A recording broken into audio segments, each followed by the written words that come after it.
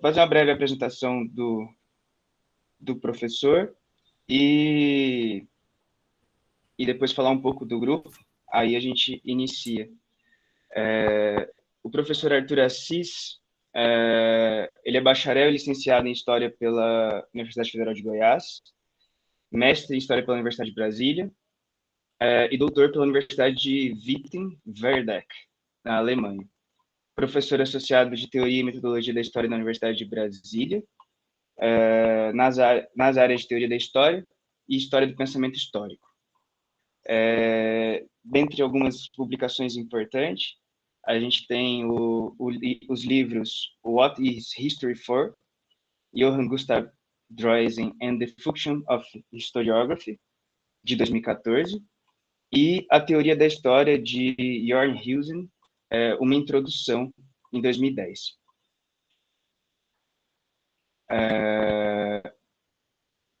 A gente falar um pouco do grupo, né? O grupo Historic, ele é voltado para as áreas para as temáticas, né, de filosofia, teoria e história da filosofia alemã, temáticas e autores que perpassem essas áreas, né? E esse semestre é um semestre importante para nós, que ao final desse semestre o grupo vai completar 3 anos de existência, é um momento importante. Passamos por esse momento de tudo online, e foi importante até para a definição, eu estava conversando com o professor Arthur, do melhor formato para o grupo, e permanecer com ele na maior parte das atividades online vai fazer com que nós possamos ter contato com pesquisadores distantes, né, que não estejam na UFOP, aqui em Mariana, Ouro Preto. Então, mais uma vez, agradecer ao professor Arthur, agradecer a todos.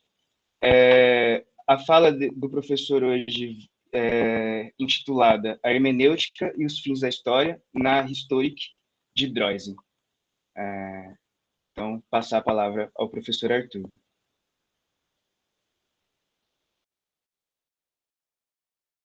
Professor, o microfone seu está desligado.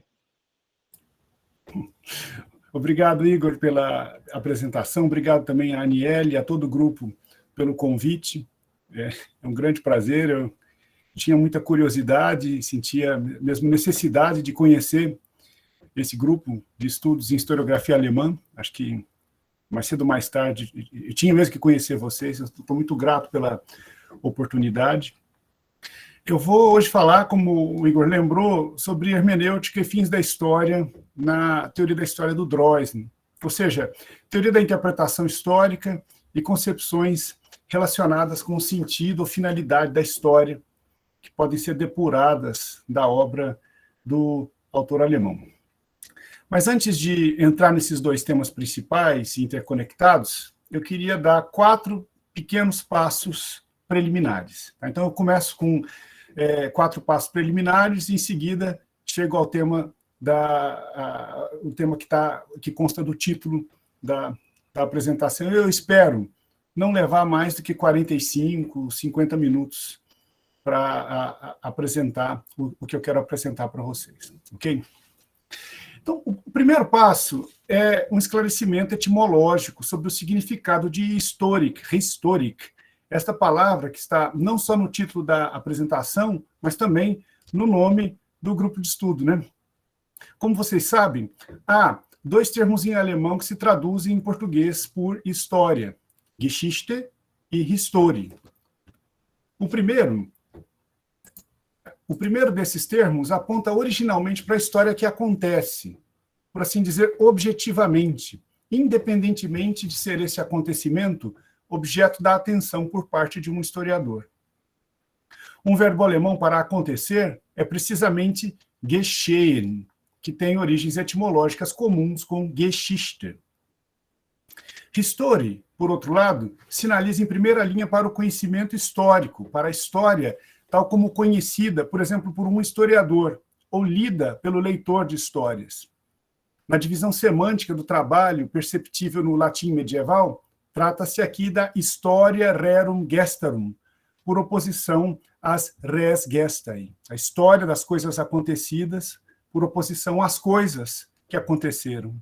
Curiosamente, no latim medieval, a situação semântica associada aos significados que são que são ligados hoje ao termo história nas línguas modernas, era uma situação semântica muito mais clara.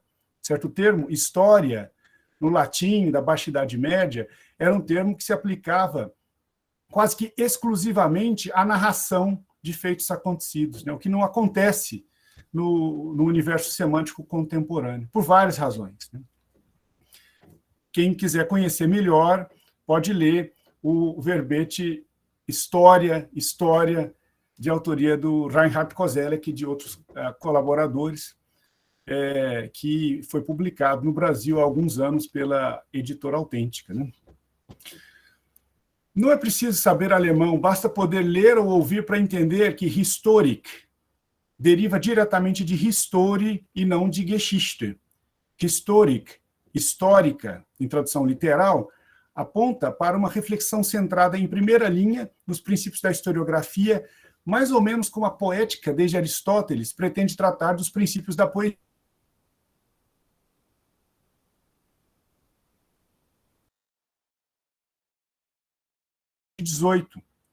A melhor hipótese é que a tradução que essa foi a tradução encontrada para o latim ars historica, arte da história, termo que ao final do século XVI sintetizava um conjunto de reflexões sobre a escrita da história, cujo expoente mais conhecido é hoje o texto de Jean Bodin sobre o método histórico, método para o estudo, para facilitar o estudo da história.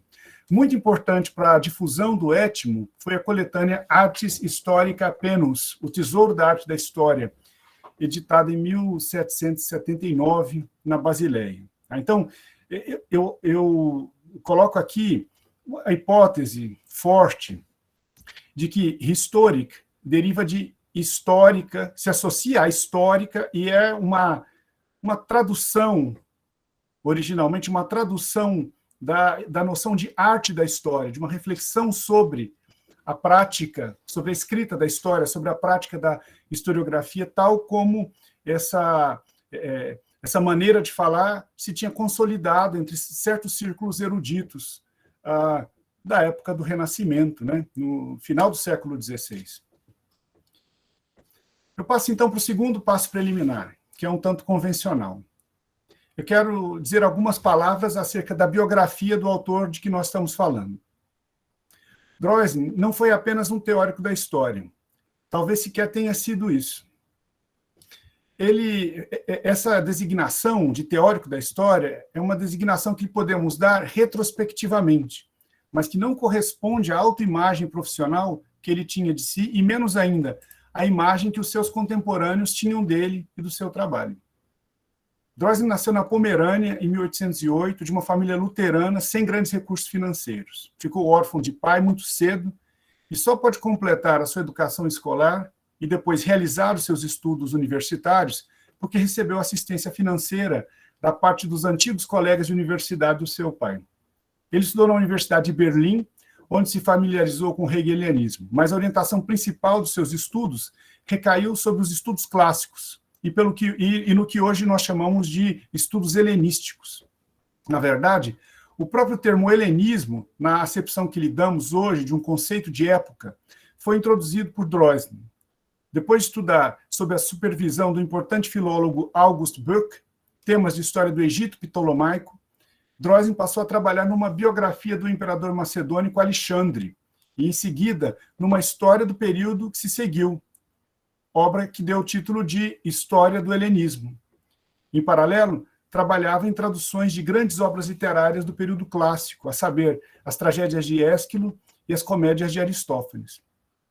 Nós temos, portanto, de constatar que Droysen foi educado na então recente Universidade de Berlim como um filólogo clássico, um estudioso do mundo grego, capaz de se haver tanto com expressões culturais do período clássico, quanto com desdobramentos políticos do período pós-clássico. Mas as coisas não pararam aqui. No início da década de 1840, sem conseguir obter remuneração pelas atividades docentes que prestava na Universidade de Berlim, Droysen resolve aceitar o convite para assumir uma cadeira de professor de História na Universidade de Kiel. Na pequena universidade do norte da Alemanha, ele se viu distante dos seus materiais de pesquisa e diante da obrigação de ministrar cursos sobre períodos que iam da antiguidade ao mundo contemporâneo.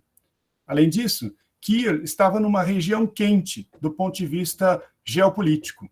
Era um dos principais centros urbanos de um território disputado por Prússia e Dinamarca. Essa circunstância representava para Droysen uma tentação constante, a de não só estudar a história de comunidades pretéritas, mas também fazer história, no sentido da atuação em favor de uma causa política no presente. Tudo isso fez com que ele passasse a se dedicar cada vez mais a temas de história contemporânea e a relegar para o segundo plano os seus estudos sobre a Grécia clássica e o helenismo. Um marco importante dessa guinada foi a publicação das suas preleções sobre as guerras de liberdade, em 1846. Um trabalho de história contemporânea, baseado em sólida pesquisa de fontes primárias, viria a ser depois a sua biografia do general Yorck von Wartenburg, um herói militar da Guerra de Libertação movida pela Prússia contra a França napoleônica.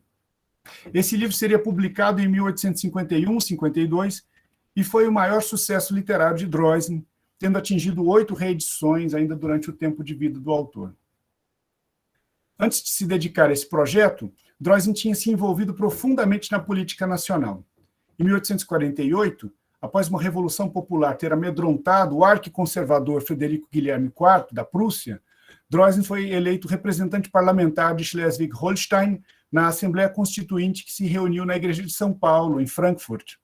Várias publicações feitas por Droysen à época estão ligadas, direta ou indiretamente, à sua atividade parlamentar e às causas políticas a que servia, sobretudo a da unificação dos estados alemães sob a liderança da Prússia. Além das vidas de Yorck e de Alexandre, Droysen trabalhou em vários outros estudos biográficos. Depois de um pequeno livro sobre o cronista medieval Eberhard Windeck, ele trabalhou em relatos biográficos de quase todos os eleitores e reis de Brandemburgo, Prússia, até Frederico o Grande, ou seja, até a metade do século XVIII. Esses relatos conformam uma das principais bases interpretativas do projeto ao qual Droysen dedicou a maior parte da sua pesquisa e escrita desde a mudança para Iena até a sua morte, a história da política prussiana, dos quais publicou 13 volumes, de 1855 a 1881. O 14º volume foi publicado póstumamente em 1886. A interpretação de Droysen para a história política da Prússia não apenas sugeria que a então atual elite política deveria completar a tarefa unificatória iniciada no passado. Também supunha que essa tarefa tinha sido sempre a razão de ser do Estado prussiano. Nos seus melhores momentos, os líderes de Brandemburgo teriam agido em harmonia com interesses e sensibilidades pan-germânicas para cumprir o ideal gibelino de um Reich alemão unido e protegido contra as interferências romanas. Essa tese não era apenas teleológica e anacrônica, além de qualquer limite. Estava simplesmente errada. Koselleck falou dela uma vez como sendo um bom exemplo, e eu cito aqui Koselleck, de deformação da visão sobre o passado. Nós não temos tempo para detalhar mais acerca da biografia de Droysen, mas o que foi dito já é suficiente para dar uma noção de como a teoria da história é apenas uma espécie de ponta de iceberg, quando consideramos a trajetória acadêmica do autor como um todo. E eu fiz questão de fazer essa espécie de disclaimer, porque nós tendemos a olhar para o Droysen a partir daquilo que fica mais conhecido para nós hoje, que é exatamente a teoria da história dele, né? Mas é importante dialogar com essa teoria. Eu acho, uma das teses da minha apresentação é a de que essa teoria é, vamos dizer assim, fortemente dialogável, de que se pode, ela retém núcleos de atualidade muito significativos, mas, por outro lado, convém também olhar para Droysen historicamente no sentido de tentar captar certas estranhezas, certos elementos que estão presentes na teoria da história dele, né, nas práticas intelectuais dele como um todo, né, com os quais nós não estamos necessariamente familiarizados, né? Uma das maneiras de fazer isso é lembrar que Droysen era, antes de mais nada, um historiador. Primeiro um historiador da antiguidade, depois um historiador da política da Prússia moderna, né? E que teoria da história era uma atividade, vamos dizer assim, colateral dessas outras atividades, certo?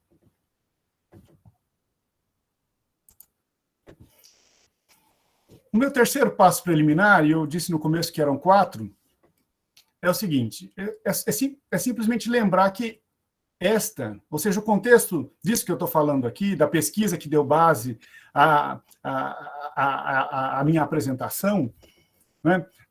Então, tudo isso não constitui a primeira vez em que eu escrevo e pesquiso sobre Droysen. Como o Igor lembrou lá no começo, eu trabalhei acerca da teoria da história do Droysen e da historiografia dele na minha pesquisa de doutorado. Isso saiu no livro que ele mencionou, mas é interessante marcar para vocês que mais de 10 anos depois da minha defesa de doutorado, já publicado o livro, eu recebi, então, agora, a coisa de 1 ano e meio, o convite para escrever uma pequena introdução a uma edição em inglês, uma nova edição em inglês do Grundrisse der Historik, que é um sumário, vamos dizer assim, do curso de Teoria da História do Droysen.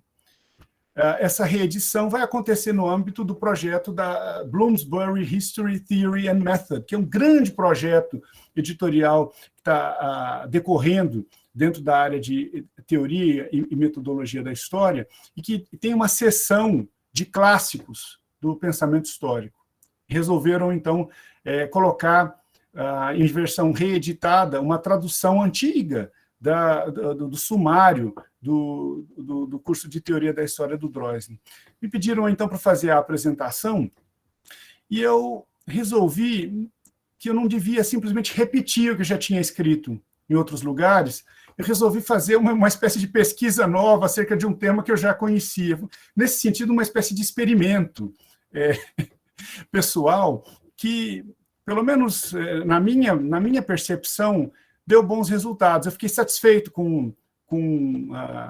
fiquei satisfeito de ter aceito o convite e fiquei satisfeito com os resultados, as conclusões a que eu cheguei. E, sobretudo, porque eu pude chegar a determinadas reflexões que eu não tive condição de atingir 10 anos antes, né? Então, no fim, a apresentação está baseada nesse texto de apresentação do Grundrisse der Historik, que deve sair publicado muito em breve. Eu tive a trabalhar nas provas finais, agora nas últimas semanas, e essa apresentação foi feita como uma espécie de pesquisa nova, né, em que eu repassei literatura que eu já conhecia, mas também procurei me atualizar com a literatura que surgiu acerca da teoria da história do Droysen nos últimos 10, 12 anos, né? E, em particular, me chamou muita atenção o trabalho da Christiane Hackel, acerca da recepção de Aristóteles por Droysen. Esse trabalho, de fato, achei um trabalho que é capaz de explicar, a partir de uma leitura internalista do texto do Droysen, muitos elementos que, de outra forma, permanecem na obscuridade, né? Então, achei uma novidade muito interessante da literatura, entre outras, né? Bom, o quarto e último passo preliminar é uma breve caracterização da Historik do Droysen, que eu acho que é importante como uma espécie de coordenada, ou de conjunto de coordenadas para vocês se situarem na análise que vem a seguir. A Historik de Droysen era menos uma teoria da história como disciplina e mais uma reflexão sobre o conhecimento histórico, tal como aplicável a diversos campos, as filologias, a filosofia, o direito, a economia, a teologia, certo? Então, quando Droysen formulava teorias acerca da história e do conhecimento histórico, ele estava pensando não só no que nós projetamos como historiador empregado num departamento de história numa universidade, tá? Ele estava pensando de uma maneira que nós diríamos hoje era interdisciplinar, até porque essa departamentalização das zonas de conhecimento nas humanidades não havia se consolidado do jeito que se consolidou na segunda metade do século XX, e também porque as outras áreas das humanidades eram muito mais históricas do que são hoje. Se vocês pararem para pensar, hoje a economia, a ciência política, a psicologia, boa parte da sociologia, a antropologia, com certeza, são campos fortemente deshistorizados ou ahistóricos, às vezes até anti-históricos, né? O que sobra de perspectiva histórica nesses campos é antes residual do que correspondente ao mainstream deles, né? Ainda assim, há muita gente que trabalha historicamente fora dos departamentos de história, o que me leva à formulação de que há história para além da história e o que é muitas vezes negligenciado por nós, dentro da disciplina histórica, né? Então, nós temos que nos lembrar disso, porque esse é um lembrete que favorece o diálogo interdisciplinar. De todo jeito, Droysen estava pensando muito mais num conjunto de campos em que intelectuais, estudiosos operavam, pensavam dentro de perspectivas históricas, do que numa disciplina, né? Por isso que muitas vezes ele anunciava os seus cursos teóricos sob o título Metodologia e Enciclopédia das Ciências Históricas, no plural. Bem, as 3 grandes unidades temáticas da Histórica de Droysen são metódica, sistemática e tópica. A tópica compreende reflexões muito interessantes sobre as formas de representação e apresentação históricas, mas vão ficar de lado hoje. Eu vou me concentrar a seguir na metódica e na sistemática. A primeira, metódica, contém argumentos de cariz primariamente metodológico. Eu vou interpretar a metodologia de Droysen como uma hermenêutica histórica, ou seja, uma teoria abrangente da interpretação, tal como feita por historiadores. A sistemática, por outro lado, centra-se numa reflexão não acerca da pesquisa histórica, mas daquilo que pode ser pesquisado historicamente. Contém, portanto, elementos de uma filosofia material ou substantiva da história. Quando eu abordar, então, a problemática dos fins da história, eu vou estar, no fundo, propondo uma maneira de ler partes significativas da sistemática. Certo? Então, eu passo agora para os meus temas principais, né? Hermenêutica e fins da história. Começo com a hermenêutica. Um pressuposto importante da metódica de Droysen e também da tópica é o seguinte: na história, forma e conteúdo estão ligados de maneira indissolúvel. Em consequência, o método histórico é inevitavelmente determinado pelo caráter morfológico do material com que lida. Esse caráter morfológico, por sua vez, replica a característica central das realidades do passado, de que são vestígios ou testemunhas. O histórico, para Droysen, é, antes de tudo, morfológico. Está, assim, ligado a indivíduos, que podem ser pessoas humanas ou entidades coletivas, como uma nação. Indivíduos esses que mudam ao longo do tempo e que respondem de maneira ativa e reflexiva a essas mudanças. Indivíduos que, por assim dizer, exercem um apelo sobre o conhecimento histórico são aqueles que se formam, são formados e exercem influência sobre o desenvolvimento, o processo formativo de outros indivíduos. Por força do seu caráter morfológico, do seu impulso para se formar e para dar forma, tais indivíduos, definidos por Droysen como objetos possíveis das histórias, mantêm-se numa relação especial com o tempo. O termo história coloca tal relação em destaque. A pesquisa histórica é o tema central da metódica de Droysen. É a fase do trabalho do historiador em que se lidam com expressões e traços dessas individualidades de cariz morfológico que ainda estejam disponíveis num dado presente. Droysen designa o conjunto do que pode ser pesquisado com vistas a amparar inferências sobre o passado de material histórico. O material histórico, segundo ele, abrange 3 grandes tipos. 1.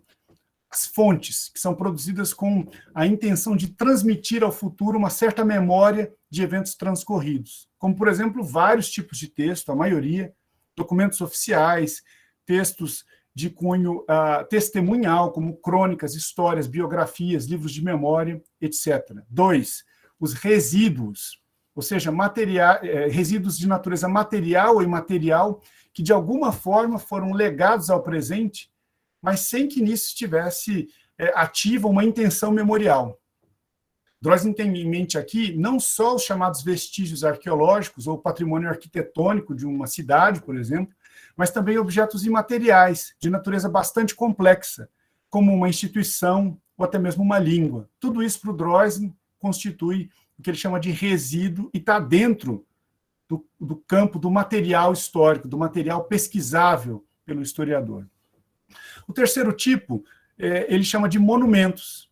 E esse tipo está aqui numa zona, cria aqui uma zona cinzenta entre os dois tipos anteriores. Então, os monumentos são os que estão entre as fontes e os resíduos, que tem caráter tanto de fonte quanto de resíduo, certo? É importante destacar que, com essa tipologia, Droysen está contestando o primado exclusivo da textualidade na pesquisa histórica, o que é uma coisa algo inovadora. Ainda que não inovadora em absoluta. Havia outras pessoas fazendo isso à época, né? O próprio professor do Droysen, August Böcker, era um autor que também advogava essa posição. Ao enfatizar que os resíduos também são parte do material histórico pesquisável, Droysen está empreendendo um gesto metodológico que seria mais tarde elevado ao primeiro plano da reflexão historiográfica, por autores diferentes, como Robin Collingwood, Mark Bloch e depois Carlo Ginzburg. Segundo Droysen, a pesquisa é um meio para validar imagens interpretativas de totalidades individuais do passado. E pode fazer isso por meio do estudo e análise de diversos tipos de materiais. Mas a exploração desses materiais não se faz de maneira produtiva quando se está sob o influxo de uma curiosidade desenfreada. A pesquisa, diz Droysen, não se baseia na descoberta de coisas ao acaso, mas antes, e eu cito, na busca por algo. Tem de saber o que quer encontrar, a pesquisa. Só assim ela pode encontrar alguma coisa. É preciso interrogar as coisas de modo apropriado para que elas respondam. Isso foi uma citação direta do Droysen. Nós poderíamos completar. Se não são questionados de maneira ativa, os materiais simplesmente permanecem em silêncio. Nós vemos aqui Droysen introduzir um motivo que também se tornaria central em metodologias históricas posteriores, o da centralidade da pergunta na pesquisa histórica. A pergunta histórica serve para Droysen como um guia que ajuda a selecionar e explorar o material a ser pesquisado, mas é também o ponto de partida da investigação. No meio do caminho, o engajamento com textos e objetos do passado impõe ao historiador uma outra tarefa, a da chamada crítica histórica.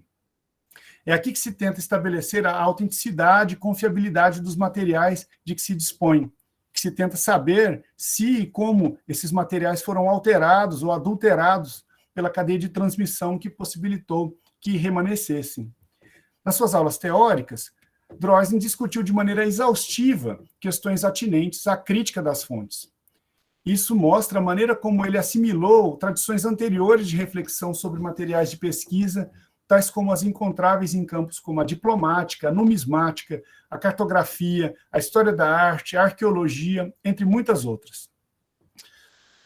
Mas um motivo principal que levou Droysen da pesquisa propriamente dita para a metodologia, ou seja, para a reflexão teórica sobre a prática da pesquisa, foi o diagnóstico de que, à sua época, os seus colegas depositavam expectativas demais na chamada crítica das fontes.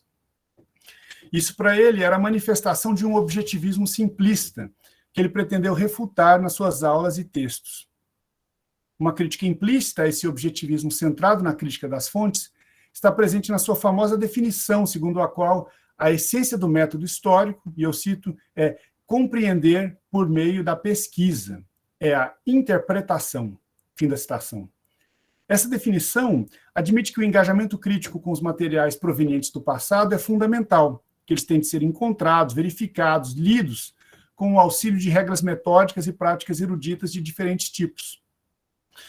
Mas a ênfase de Droysen está na compreensão ou interpretação, ou seja, em categorias hermenêuticas que assinalam as dificuldades de se ancorar o método histórico numa visão unilateral da objetividade, uma visão que pretendesse que a objetividade fosse oposta à subjetividade. Para Droysen, a subjetividade do intérprete, ou seja, do historiador, não é um fator limitador do conhecimento histórico. Não é uma fonte de erros ou distorções.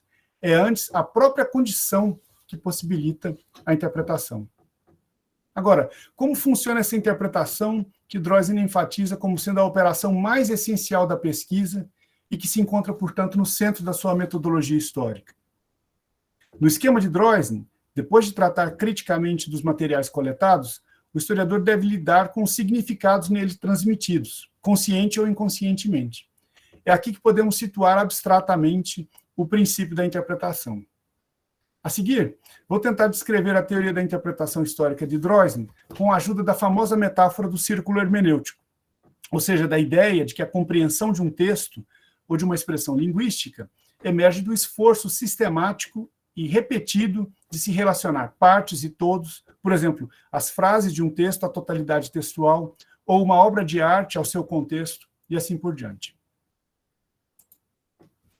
Uma maneira clássica de se ativar o círculo hermenêutico é tentar traçar relações entre os significados identificáveis no material e as intenções que estariam por detrás da sua produção.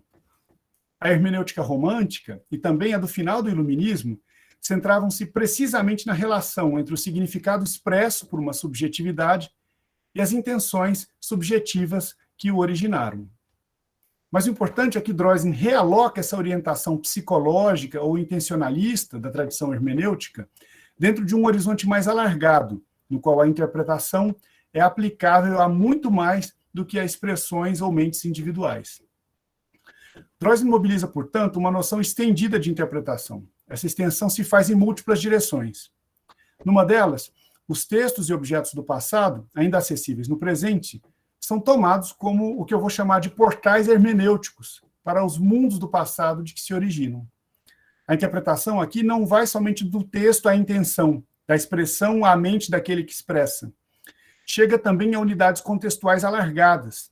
Assim, um período, um Zeitgeist, ou mesmo a totalidade da história, podem se converter em objeto da interpretação. Ou seja, a interpretação para Droysen não é só a interpretação de textos ou objetos ainda presentes, é também a interpretação de mundos do passado. Agora, uma outra direção em que Droysen alarga o conceito tradicional da interpretação é a seguinte.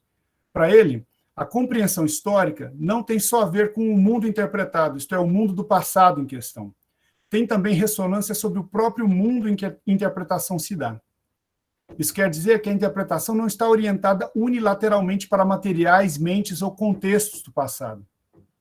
Da mesma maneira que os materiais são portais hermenêuticos para os mundos do passado, a subjetividade do intérprete permite acesso ao mundo do presente, habitado por ela ou ele.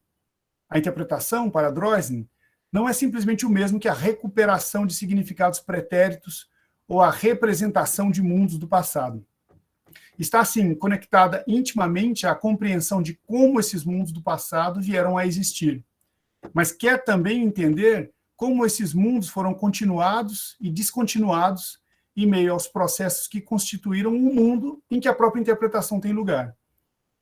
Concebida nesses termos, a interpretação histórica não pode ser reduzida à apresentação de como as coisas aconteceram, wie es eigentlich gewesen, para lembrar a famosa formulação de Ranke. A interpretação vai além disso, quer abranger também como as coisas se tornaram o que foram, e, ademais, como o que ainda é, chegou a ser. Vai aqui um resumo parcial. A versão de Droysen para o círculo hermenêutico engloba 1. Materiais do passado disponíveis no presente. 2. Autores, atores, eventos e contextos do passado. E 3. O intérprete no presente e os seus contextos. O circuito interpretativo flui de modo bidirecional, do presente para o passado e vice-versa. Pode-se entrar ou sair dele em qualquer ponto que se queira. Os seus fatores constitutivos podem ser abordados tanto em perspectiva sincrônica quanto diacrônica. Quando tudo dá certo, a compreensão de partes alimenta a compreensão de totalidades. A apreensão de processos ajuda na de configurações. O conhecimento do presente ajuda no conhecimento do passado e vice-versa. Vê-se, comenta Droysen, e eu cito, que nós estamos nos movendo em círculos, mas num círculo que nos leva para frente. Fim da citação. Como o próprio Droysen admitia, uma forma de conhecimento gerada nas interfaces entre presente e passado, sincronia e diacronia, subjetividade e objetividade, desafia as distinções usuais da filosofia da ciência. Os seus procedimentos acabam por ser, e eu cito Droysen de novo, tanto sintéticos quanto analíticos, tanto indutivos como dedutivos. Fim da citação. Daí, comento eu, ser tão difícil empreender uma caracterização lógica da interpretação em história. Há, contudo, ainda uma camada adicional de complexidade na teoria da interpretação de Droysen. Esta responde à circunstância de que, nos seus respectivos presentes, os historiadores concebem e falam dos passados com base em quadros conceituais e normativos distintos dos que outrora existiam. Na percepção de Droysen, não há nada de errado em se projetar conceitos e valores atuais sobre as coisas do passado. Afinal de contas, ele rejeita uma noção absolutista de objetividade e considera como desumana a ideia de que a história devesse ser escrita sem uma tomada de posição. Ele insiste que não podia oferecer nada além da verdade relativa do meu ponto de vista. Era uma citação dele. Droysen, portanto, acomoda a visão presentista, segundo a qual nós interpretamos o passado agora, para nós, e o fazemos com as mesmas ferramentas que nos podem ajudar a fazer sentido de nós próprios e do nosso mundo atual. A pesquisa do historiador está vinculada ao presente, não só porque os materiais estudados têm que ter chegado até nós, mas também porque a pesquisa dialoga com interesses e desafios que estão aí, hoje. Um dos seus critérios para avaliar sucesso historiográfico é o de se a pesquisa conduz a e eu cito aqui, enriquecimento e aprofundamento do presente por meio da clarificação do passado que lhe é inerente. Desse critério, continuo eu, pode-se inferir a conclusão de que o ato de interpretar o passado é ele próprio gerador de significado. Resulta na transformação construtiva de significados do passado em significados para o presente. Com isso, nós entramos quase sem querer no problema do significado da história e da historiografia, parte do qual pode ser ativado quando usamos a expressão fins da história. E para abordarmos as bases teleológicas e a filosofia material da história de Droysen, temos agora de olhar menos para a metódica e mais para a sistemática, essa outra grande parte da histórica. É o que faremos a seguir. Eu entro, então, na última parte, sobre os fins da história. Só um instante.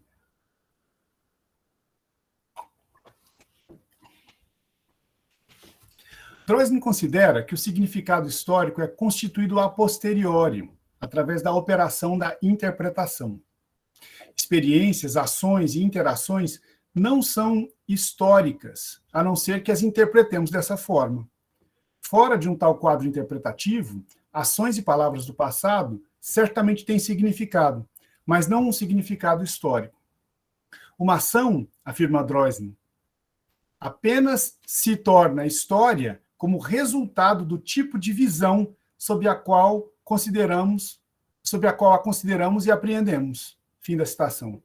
História, significado histórico e historicidade não estão, portanto, simplesmente aí, objetivamente no passado. Só aparecem por intermédio de atos de interpretação retrospectivos, que não podem fazer outra coisa senão colocar o passado estudado em relação com o presente. Nós esbarramos aqui com um argumento construtivista, que enfatiza a retrospectividade como condição fundamental para o conhecimento histórico. No entanto, Droysen percebia a história não apenas como uma construção subjetiva dos historiadores, mas também como processo objetivo, através do qual o mundo presente e até os próprios historiadores são construídos. A premissa da construtividade da historiografia caminha lado a lado com a tese de que as subjetividades e situações que moldam o conhecimento histórico foram sempre já moldadas pela própria história. O construtivismo de Droysen é, portanto, mitigado pela crença de que a história não é apenas algo que o indivíduo escreve, mas também o somatório dos processos objetivos que constituíram o mundo cultural do presente e os seus habitantes humanos, incluídos aqui aqueles que escrevem a história. A historiografia pode ser um empreendimento subjetivo, mas há, por assim dizer, objetividade na subjetividade. Essa é uma importantíssima condição de possibilidade do conhecimento histórico que é abordada na sistemática, essa outra grande unidade temática da Historik de Droysen. A sistemática visa explicar o que distingue aquilo que é elegível como tema de pesquisa histórica. Droysen articula aqui uma filosofia material da história, isto é, uma representação abstrata das forças da vida histórica que, numa extensão indeterminada, existem independentemente da sua elaboração historiográfica. No seu sentido mais geral, a história, para Droysen, equivale a um movimento contínuo através de unidades temporais e espaciais, um processo coletivo de autoconstituição incessante, conectando todas as diferentes gerações e comunidades humanas. Para abordar a questão da causalidade por detrás desse movimento, Droysen recorre fortemente ao legado aristotélico, mais especificamente à chamada teoria das 4 causas, introduzida pelo filósofo grego, para caracterizar as diferentes formas de se explicar o movimento e a mudança no mundo natural. Dentre essas 4 causas, materiais, formais, efetivas e finais, é as do último tipo que Droysen dá um papel especial quando lida com questões de causalidade histórica. Isso quer dizer que, para ele, propósitos e fins possuem certa precedência metafísica sobre os 3 outros tipos causais. Em consonância com essa opção está a sua declaração enigmática de que o segredo de todo movimento é o seu fim. Tá? A primazia das causas finais no argumento de Droysen exige grandes cuidados analíticos. Ele sugere que o pensamento histórico, dada a sua familiaridade com os movimentos intencionais característicos do mundo humano, poderia nos ajudar a conjecturar sobre o fim dos fins, a causa última da história, o momento vindouro em que o trabalho da história cessará para dar lugar a um presente eterno. Tratar-se aqui de conjecturas de cunho especulativo e não de apreensão empírica. Mesmo assim, Droysen admite que quando o conhecimento histórico se conecta, ainda que indiretamente, aos fins que colocam a história em movimento, e especialmente quando possibilita a intuição do fim dos fins, ela passa a representar uma maneira de se lidar com o problema da teodiceia, isto é, da existência do mal no mundo criado por um Deus bom. Outra linha teleológica de raciocínio de Droysen baseia-se na crença de inspiração hegeliana de que o trabalho da história leva a uma ampliação progressiva da liberdade humana. Essa ideia aparece na maior parte dos seus textos de história, propriamente ditos. É expandida teoricamente na sistemática, onde Droysen afirma que o pulso vital do movimento histórico é a liberdade, fim da citação, ou que o propósito último da existência da humanidade, dos seres humanos, é o de reconhecer, desenvolver e aprofundar a ideia de liberdade numa progressão incessante. A história para Droysen é, então, em última análise, um movimento carregado de propósitos, às vezes concebido em termos de um progresso em direção a um estado cívico em que todos os seres humanos são livres e conscientes da sua liberdade, noutras, como uma regressão mística, como o retorno da criatura a Deus. Tá? Formulação do próprio Droysen. De certa forma, essas duas teleologias se complementam mutuamente, mas a relação entre elas também está carregada de tensão. Essa tensão Droysen não a resolve. O ponto fundamental, contudo, é que Droysen não exorta os historiadores a transformar as suas investigações em tentativas de adivinhar o fim dos fins, ou de especular sobre ele. Os seus grandes motivos teleológicos coexistem com uma grande abertura para a contingência, entendida como fator-chave da experiência e do conhecimento históricos. De modo algum, quis Droysen levar os seus argumentos teleológicos na direção de necessidades lógicas, previsões dedutivas, preformismo histórico ou do fatalismo. Afinal de contas, nas suas aulas sobre a teoria da história, ele tentava justamente estabelecer a história como uma ciência empírica, fora do alcance do método especulativo, que, na sua opinião, caracterizava tanto a teologia quanto a filosofia. Droysen, portanto, tanto reafirma a história como uma ciência empírica, quanto assume que são empiricamente inacessíveis os fins de ordem mais elevada, além do dito fim dos fins. Mas se os historiadores seguem uma abordagem empírica, ao mesmo tempo em que os fins continuam a ter um lugar privilegiado nas suas interpretações, parece necessário postular que no mundo histórico existam relações teleológicas de menor escala, as quais, estas sim, possam ser objeto de um saber empírico. Com perdão da redundância, a noção idealista de ideias aparece na Historik de Droysen precisamente como a designação desses fins intermediários que podem ser empiricamente pesquisados e integrados a análises causais de processos históricos. Wilhelm von Humboldt, que Droysen saudava como o Bacon das ciências históricas, falava de ideias como forças ocultas e ativas que seriam a chave para a compreensão de tudo o que acontece no domínio humano, como nexos causais internos, a conectarem eventos e circunstâncias que se sucedem no tempo. Assim concebidas, as ideias fariam a mediação entre o empírico e o metafísico, o imanente e o transcendente, o contingente e o necessário, o humano e o divino. Localizadas num nível pouco visível, embora ainda empiricamente sondável da realidade, as ideias equivaliam a totalidades, que não podiam deixar de ser abordadas quando o propósito analítico fosse o de individualizar sujeitos históricos, ou seja, eventos, pessoas, instituições, nações, línguas, épocas, etc. Na sua sistemática, Droysen muitas vezes mistura ideias com uma outra noção fundamental, esta tomada de empréstimo junto à filosofia de Hegel, a de poderes éticos, Sittliche Mächte. Nas últimas versões do seu curso, Droysen chegou a falar em interpretação segundo os poderes éticos ou ideias. Ao fazer isso, ele involuntariamente borrou a distinção entre causas formais e causas finais. De fato, ao tratar dos fatores que impulsionam o trabalho da história, ele havia destacado que os poderes éticos eram formas históricas, e incluído sob o manto dessa noção as comunidades naturais, formadas por famílias, bairros, tribos e nações, as comunidades ideais, representadas pelas línguas, artes, ciências e religiões, bem como as esferas práticas da sociedade, da economia, do direito e do poder.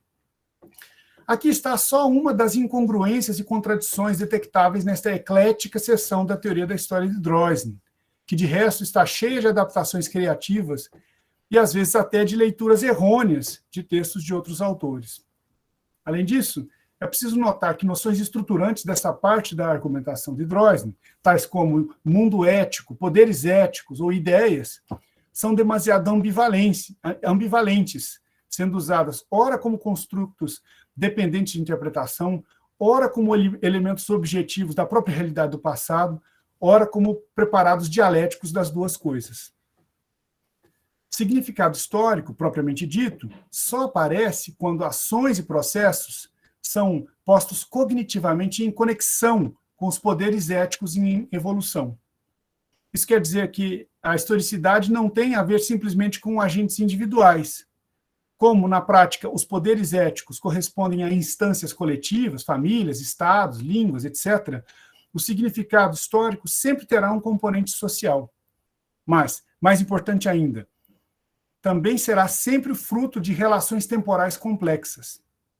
Os poderes éticos de Droysen continuaram a se desenvolver desde a época dos passados interpretados até o momento da sua interpretação. Servem, por isso, como fatores interpretativos, não apenas como eram então, mas também tal como se tornaram depois. Um critério decisivo para a historicidade deriva não dos segmentos de tempo sob interpretação, mas de desenvolvimentos e experiências que só viriam a se materializar mais tarde. O que chamamos de historicidade depende, portanto, dos futuros dos passados, E Droysen, na sua maneira, sabia disso. Dessa maneira idealista, difícil de entender, ele já sabia que história está vinculada ao futuro do passado. Na Histórica, o melhor exemplo de como funciona a dependência do significado histórico em relação ao futuro encontra-se numa passagem relativa ao rei boêmio Jorge de Podebrady, do século XV, o primeiro monarca não católico da história europeia. O reinado de Jorge teve a sua significância para os seus contemporâneos, mas Droysen argumenta que, mais tarde, a partir do século XVI, esse significado passou por uma modificação extraordinária. No decorrer da reforma, as ideias de Estado, Igreja e nação, que podem ser ligadas ao pensamento e às realizações de Jorge, foram objeto de materializações e expansões geográficas sem precedentes. Essas experiências europeias do século XVI não mudaram o que havia acontecido na Boêmia do século XV, mas mudaram a importância do que então aconteceu. O reinado de Jorge de Podebrady passou então a poder ser interpretado como precursor de um grandioso movimento religioso e político. Em suma, o seu significado histórico foi ampliado e modificado depois que ele foi colocado em conexão com desenvolvimentos posteriores. Nós não somos capazes de encontrar o ponto histórico deste rei, conclui Droysen, se não vincularmos as ações e relações de Jorge no seu presente com desdobramentos futuros de certos poderes éticos. Esse caso ilustra bem uma conclusão metodológica geral. O significado histórico não é algo que simplesmente esteja aí, pronto para ser encontrado nas fontes de época.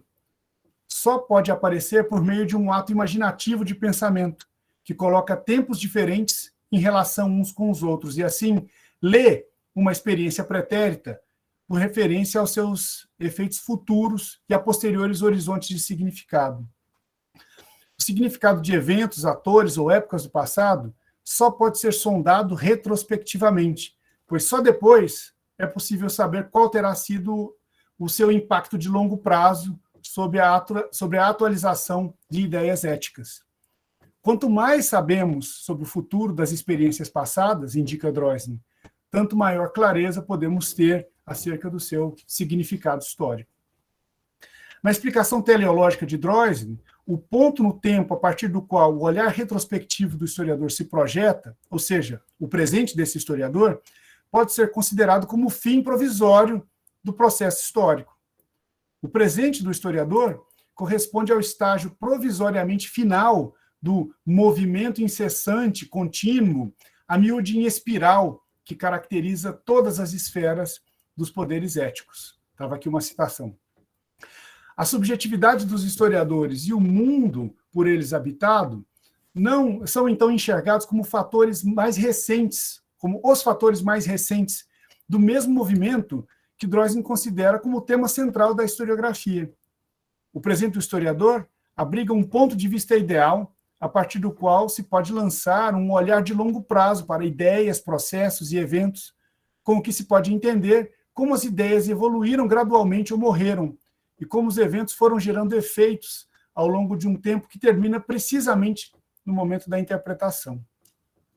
Portanto, quando Droysen fala de fins, ele não está necessariamente falando de propósitos divinos ou do reinado da liberdade. Ele não está automaticamente falando como Santo Agostinho ou como Francis Fukuyama. Apesar de toda a sua estranha obscuridade, do seu caráter imaterial e ideacional, os poderes éticos são, para ele, não apenas parte da realidade empírica, mas também a própria quintessência do mundo histórico. Ele os considera como fins provisórios, por assim dizer, sublunares. Justificariam, por isso, a inclusão do modo teleológico de raciocínio no repertório explicativo dos historiadores. Cada posterior presente funciona como um agregador de tais fins provisórios, e o mesmo acontece, claro, com o presente de todo historiador. Ao enfocar essa teleologia intermediária, dispersa ao longo da Histórica, deparamos-nos com razões que reforçam a retrospectividade como uma característica essencial do conhecimento histórico. Eu quero concluir com um breve balanço acerca do que, para lembrar Benedetto Croce e Sérgio Buarque de Holanda, nós podemos formular como a questão do atual e do inatual na teoria da história de Droysen. E eu peço a vocês mais 5 minutinhos de paciência, não mais do que isso. É mais do que certo que muito do que consta dos textos teóricos de Droysen não mais dialoga com as preocupações historiográficas e as sensibilidades metafísicas do século XXI. Os teleologismos fortes de Droysen, a sua preocupação com o problema da teodiceia, a suposição de que as ideias estão no centro da realidade histórica, toda a conversa sobre poderes éticos, a atitude hostil a inovações metodológicas emergentes do diálogo com as ciências naturais, tudo isso e muito mais parece agora irretratavelmente ultrapassado e nós não precisamos nem explicar o porquê. Mesmo assim, insisto que muitos dos argumentos de Droysen podem ser ligados a problemas que ainda importam para os historiadores e para a grande maioria das culturas históricas. Lida com calma, a Historic ainda é capaz de nos surpreender de várias maneiras, como afirmava Pedro Caldas, um estudioso da obra de Droysen há mais de 15 anos.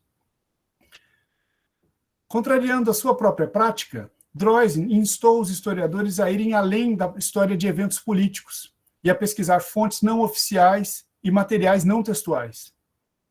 Antes de Croce, Collingwood, Thomas Kuhn ou da tradição francesa da Histoire Problème, ele introduziu o argumento de que a historiografia funciona e deve funcionar segundo uma lógica de perguntas e respostas. Além disso, se seguirmos Droysen e aceitarmos que os materiais de pesquisa são potencialmente infinitos e não falam por si mesmos, e que os historiadores necessariamente projetam questões sobre esses materiais, então nos deparamos com uma outra conclusão dificilmente refutável. Acho que o conhecimento histórico é uma construção epistêmica ontologicamente diferente da própria realidade do passado. Isso nos remete de volta à fórmula compreender por meio da investigação, ou compreensão através de pesquisa, que, entre outras coisas, queria dizer que a historiografia fornece, sim, conhecimento empírico, ainda que, de forma alguma, pudesse refletir o passado tal como este realmente foi, à maneira de um espelho, por exemplo. A pesquisa é indispensável, mas para Droysen ela é também inútil, quando incapaz de alimentar um processo de pensamento em que concepções subjetivas do passado são corrigidas, expandidas, enriquecidas. Esse equilíbrio tenso entre pesquisa e conceitualização, crítica e interpretação, prática e teoria, ainda marca de maneira significativa a prática historiográfica atual. Na caracterização de Droysen, as histórias são imagens verbais dos passados que devem ser saturadas com o máximo de informação possível. Essas imagens são geradas subjetivamente por historiadores e refletem, por isso, os seus valores, compromissos e afetos. Apesar disso, o conhecimento histórico pode ser objetivo, mas somente num sentido fraco, que exclui a neutralidade subjetiva ou pretensões imodestas de imparcialidade. Essa postura pode parecer surpreendente. Estamos, afinal de contas, muito acostumados a caricaturas de historiadores do século XIX que os apresentam como positivistas obcecados por fatos, distantes do legado pós-empirista do pensamento de Kant. A teoria da historiografia de Droysen incorpora esse legado e se move para além dele. Como tentei mostrar, Droysen combinou uma epistemologia construtivista com a visão metafísica de que os historiadores só podem construir as suas histórias porque são eles próprios construídos pela história. Tudo que é ativo na história do mundo, disse uma vez Humboldt, e eu cito, também se move dentro do coração humano. A frase capta um aspecto importante da ênfase de Droysen na sinergia entre a historicidade do eu e a subjetividade da historiografia. A filosofia material da história de Droysen transcende os manifestos traços religiosos e também as maxiteleologias nela contidas. Inclui, como destaquei, valiosas incursões na questão do significado histórico. A história é para ele, como ainda é para nós, um dispositivo cultural para se colocar o presente em relação com o passado. Confere significado a passados selecionados, muitas vezes já carregados de significados anteriores. Opera retrospectivamente, ou seja, desde um ponto de vista temporal, onde efeitos e desdobramentos de eventos e experiências originais já se materializaram. O conhecimento dessas circunstâncias não muda o que aconteceu, mas pode alterar em muito o significado do que aconteceu. Quando os historiadores transformam feitos em história, eles sempre fazem mais do que simplesmente restabelecer o significado original dos primeiros. Agem sobre esse significado a partir das suas próprias perspectivas retrospectivas e dentro dos seus próprios horizontes orientados para o futuro. Nesses termos, histórico nunca é um bom sinônimo para factual.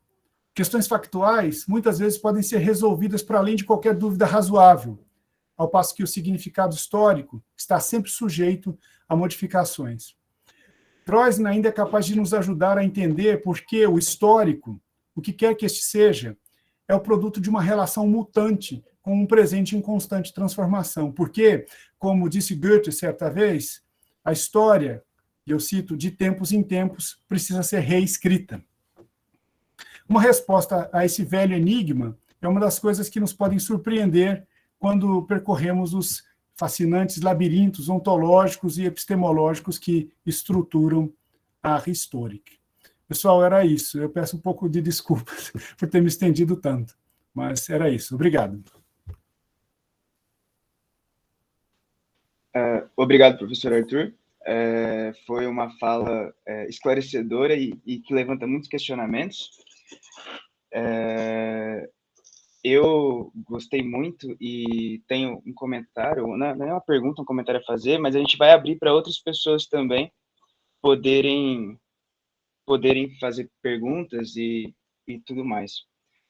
Enquanto as pessoas formulam, o questionamento que me veio é que aparentemente, pelo menos foi o que eu percebi, existe esse telos, né, essa questão teleológica nessa filosofia material da história do Droysen, só que ele consegue trazer esse telos, ou você nos trouxe essa questão, de uma forma que, a mim, parece que ele não cai na crítica que o Lovish faz às filosofias da história, né, de que o telos traz uma absolutização da história, né? E talvez, aí eu fiquei pensando que talvez não caia justamente por causa dessa ênfase que ele traz na hermenêutica e na interpretação. Eu tenho muito interesse pelo Lovish, então foi esse questionamento, assim, essa reflexão que me veio, assim.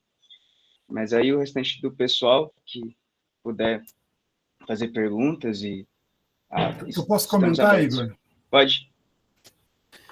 Pois eu acho que você identificou bem uma configuração importante do pensamento do Droysen. E eu acho que o que nós podemos dizer com boa segurança é que se o Droysen escapa à crítica do Löwit, nos termos que você formulou, é exatamente por causa da hermenêutica, certo? Porque, em termos metafísicos, a compreensão geral que ele tem da história é uma compreensão marcada por essas grandes teleologias, entende? Ele de fato acreditava que a história estava assim estruturada, no sentido, por exemplo, desenvolvido na filosofia da história de Hegel, em outras grandes filosofias da história da época moderna. Mas a questão fundamental é que Droysen, vamos dizer assim, na sua vertente metodológica, ele procura criar um espaço institucional, mas também um espaço, do ponto de vista, um espaço epistêmico, que tivesse no meio do caminho entre as ciências naturais, de um lado, que ele definia como ciências empíricas, e a filosofia e a teologia do outro, que ele chamava de ciências especulativas. Então, contra a filosofia e a teologia, a historiografia, a ciência da história para o Droysen, era um saber empírico, certo? E de início, eu penso, assim, nas primeiras versões da Rhetoric, o contraste principal nem era tanto com as ciências naturais, sabe? Por exemplo, a clássica oposição compreender e explicar, né? Verstehen, erklären. Quando isso surge no Droysen, isso é uma coisa que eu tinha explorado no meu livro já há algum tempo. Quando isso surge no Droysen, surge como uma tentativa de definir qual é o procedimento característico da história contra a filosofia e a teologia. Porque a especulação é também um procedimento dedutivo, certo? Então, ele afirmava que a diferença entre a história e as ciências especulativas é que as ciências especulativas explicam dedutivamente. Só que elas deduzem não de leis naturais, certo? Elas deduzem a partir de edificações de natureza lógica, né? Então, assim, se as ciências naturais têm as suas leis formuladas a partir de pesquisa empírica, o domínio das ciências especulativas seria um domínio marcado por deduções de cariz puramente lógico, né? Então, o Droysen está tentando demarcar a história daí. Por isso essa concepção material de história, marcada por essa visão da história caminhando em determinada direção, né, está presente na cabeça dele, né, de certa maneira é contida no plano metodológico, né, certo? Mas está lá, sabe? Se você estuda Droysen tentando entender qual é a metafísica da história subjacente ao modo como ele pensa e sente, vamos dizer assim, questões históricas, você encontra não só uma grande teleologia, você encontra, na verdade, duas. Uma que vai para frente e outra que vai para trás, né? Uma que você pode definir em termos muito próximos da grande teleologia da liberdade, do progresso da liberdade, em Hegel, e uma outra mais mística, de fundo muito mais evidentemente religioso, que é essa marcada pela ideia da regressão da criatura ao Criador, né? Então, são grandes teleologias, são, assim, isso está dentro do escopo daquilo que o Karl Löwith critica, né? Certo? Agora, o que eu procurei fazer nessa última parte da minha apresentação? Foi tentar mostrar que, para além dessas maxi-teleologias, há teleologismos intermediários no Droysen ligados à noção de poderes éticos, de ideias, né? E que, por mais que essas noções também não sejam noções com as quais nós possamos operar hoje, certo? No meio desse, vamos dizer assim, no meio dessa reflexão, desse teleologismo intermediário, está presente uma reflexão muito sensata, muito madura, que enfatiza como o conhecimento histórico opera como um conhecimento retrospectivo e extrai as consequências disso, né? Então, essa foi uma das ideias que estavam por trás da minha leitura, né? Sinceramente, eu não sei se o meu texto consegue deixar isso muito claro, tá? Não, consegue sim, foi bem elucidativo, assim, nesse sentido, de perceber essas várias teleologias, e aí acabei relacionando com essa questão da crítica do Löwith. Mas se tiver mais alguém que queira perguntar, pode ir, Sérgio. Oi, Arthur. Vocês me ouvem bem? Porque esse fone aqui nem sempre ele tem um som muito bom. Olha, queria te agradecer, é um texto brilhante, né, é preciso dizer, né, que eu acho que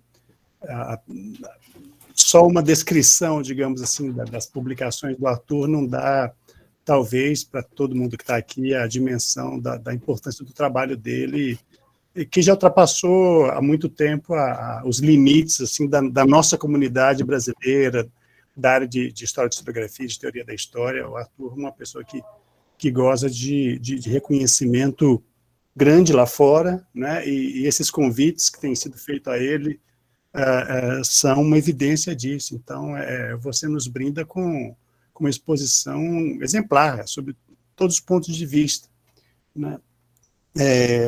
Bom, então, dito isso, que é um pouco uma obviedade, toda vez que a gente ouve o Arthur, quem acompanha o trabalho dele, quem lê, eu queria voltar um pouco a essa questão que você e o Igor estavam falando, e já foi algo que eu já conversei contigo, Arthur, em outra ocasião, outras ocasiões, né? Quando você me menciona, né, no seu texto, que você vai terminar a sua exposição se voltando para essa filosofia material da história em Droysen, então, em última análise, né, não mais tratar dos fundamentos metódicos do trabalho historiográfico, mas uma especulação mesmo a respeito do processo histórico, né? Arthur está aí? A imagem dele está congelada? Estou ouvindo tudo, Sérgio. Perdão, desculpa. Então, eu fiquei com meus ouvidos assim, muito abertos, né, para esse momento da tua fala. E achei, só como parêntese, muito interessante isso que você mencionou do trabalho dessa pessoa que explora aí essa dimensão aristotélica no trabalho do Droysen. Achei bem interessante. E quero ler teu texto depois com calma para identificar isso melhor. Porque quando eu pensava em Droysen, e possivelmente eu cometi esse erro em algumas aulas de história e historiografia, né, surgia para mim muito mais a sombra de Bacon, né, porque pelo menos as versões iniciais da Historic, do manual, eles são escrito quase no modelo do Novum Organum, né, do Bacon. Então, tinham muito mais... o meu olho, talvez, estava voltado para o lugar errado. Se você puder depois esclarecer algo um pouco mais a respeito disso. Mas voltando ao ponto que você e o Igor falavam, e quando você menciona eu gostei muito dessa expressão que você usou, né, que o Droysen se vale de relações teleológicas de menor escala, né, há uma teologia de menor escopo. Curiosamente, nesse ponto, ele se aproxima muito de Ranke. Eles estavam falando uma linguagem semelhante àquela teoria das ideias, da importância das ideias na história lá do Humboldt, né? Acho que aí eles estão batendo um bolão, assim, os dois, ou os três, melhor dizendo, né? Mas, e essa ascendência hegeliana, né, seja na ideia desses poderes éticos, desses Sittliche Mächte, quanto nessa ideia do reinado da liberdade, né, isso já deslocam, né, nos poderes éticos, não, são teologias, como você mesmo diz, de menor escopo. Ao passo que o reinado da liberdade, isso já assume uma dimensão mais da filosofia da história tout court. Concorda? Quando aparece o elemento da Teodiceia, né, eu tendo a crer, e aí eu queria te ouvir a respeito disso, ela não está colocada no campo da filosofia material da história. Então, só para situar as pessoas que talvez não tenham prestado atenção ou não tenham lido a respeito, né? Então, Teodiceia é basicamente um termo que surge com Leibniz, né, lá na Idade Moderna, e ele quer se defrontar com a questão de se Deus é onipotente e bom, porque o mal existe, e o mal graça. Nós sofremos, né, no tempo. Né? E Droysen tem essa frase enigmática na introdução do segundo volume, se não me engano, da História do Helenismo, né, em que ele diz: a tarefa da história é a Teodiceia. Mas eu penso ali, Arthur, e aí me corrija se eu estiver errado, por favor. Ele não está falando propriamente de tarefa em termos macroteleológicos, hegelianos, mas da tarefa da ciência histórica.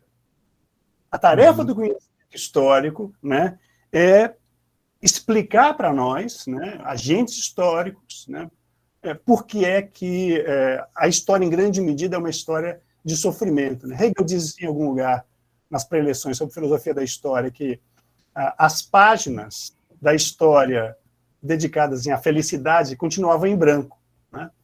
Então, isso está em Hegel, está lá nas próprias preleções sobre filosofia da história. Você não acha que aí ele está, de certa maneira, respondendo àquela questão que volta de tempos em tempos? Droysen, né? História para quê? Né? Foi uma questão que foi muito debatida nos anos 70 na Alemanha. O Alexandre Avelar organizou um livro em volta dessa questão, o livro continua para ser editado, ainda não saiu, né? Mas, em última análise, a questão se voltaria muito mais da... Bom, não sabemos muito bem para onde esse fim do processo histórico, mas quais são os fins do trabalho histórico, né? Ou da ciência histórica, ou da historiografia? Não lhe parece que a Teodiceia está muito mais para ele, né, nesse escopo, nesse âmbito? Eu não sei se eu me fiz entender, Arthur. Não, está claro. Está claro. Bom, Sérgio, olha, obrigado pelas suas palavras, que são obviamente exageradas, embora eu saiba que são sinceras. Vou começar, então, por essa questão que você formulou agora ao final. Eu acho que é isso mesmo. A questão da Teodiceia é uma questão que é uma questão. A Teodiceia é um tema que serviu para o Droysen para definir uma justificação para a historiografia. Então, a Teodiceia se liga à historiografia, não ao processo histórico, né? Como você formulou, é isso mesmo. Isso aparece, essa definição aparece